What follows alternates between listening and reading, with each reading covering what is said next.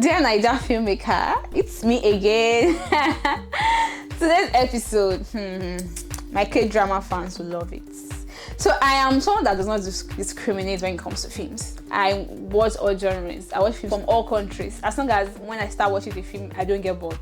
So I watch all kinds of films. And one of my favorite kind of film to watch is K-drama. Hey God, Korean movies. Korean series. When I start watching a Korean series, it's hard for you to come and call me. Sit down, me. Come from where I can get stuck and just binge watch an entire season of a Korean drama. And today I just want to share with us some valuable tips that I've learned as a filmmaker from watching Korean dramas. Instead, I came with my phone because I had to note them down, thought about them, note them down. I know that not everybody watches Korean films. Some people have opinions about them. It's always romantic, this, that. But when you really become objective and pay attention to them as a filmmaker, you realize that these people they're good. There's excellence. That's why the market is huge. They're doing something good. So I'm just going to share some of these tips with us, and I advise you to be objective if you are not a fan of K-drama. And number one is emotional depth. K-dramas, Korean series have emotional depth. I don't know how they do it, that they build such strong emotions between the characters and the audience. It's so easy for an audience to empathize with a character in Korean movies, in Korean series. It's so easy for us to just quickly empathize with the emotions of that character, to start rooting for them. But there's always an emotional depth in the story, and it's one of the reasons why people love K-dramas. And number two is the character development. I think the character development is why the emotional depth is strong, because they take time to build their characters. All Korean series I've seen, even the ones that are just about love, the characters are always strong. The characters have depths, So they take time to be their character. The character arc, their journey, the way they grow and move from this stage to that stage, it's beautiful. And then number three is cultural immersion. So if you see K-drama fans, you know that a lot of them want to go to South Korea. A lot of them are obsessed with South Korean food, South Korean culture, their dressing, because the way they immerse their culture in their film it's really good to see. It's good the way their way of life. For instance, I know that South Koreans, I think they like noodles, ramen, and beer, and chicken and beer. When they are down, they just want to just take beer. They're obsessed with beers. The way they just immerse that way of life, that their attire, I love it, and it's beautiful. Because when you keep seeing it, you start to fall in love with it. I'm in love with it though. I want to have a Korean wedding.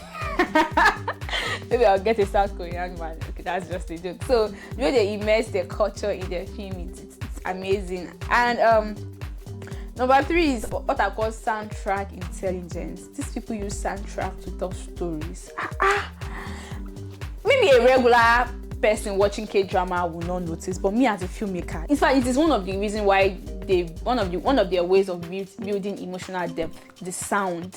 Like for each scene, for the different scene, the sound build up, the sound integration, it's very intentional. These people, they've hacked sound, they've hacked it.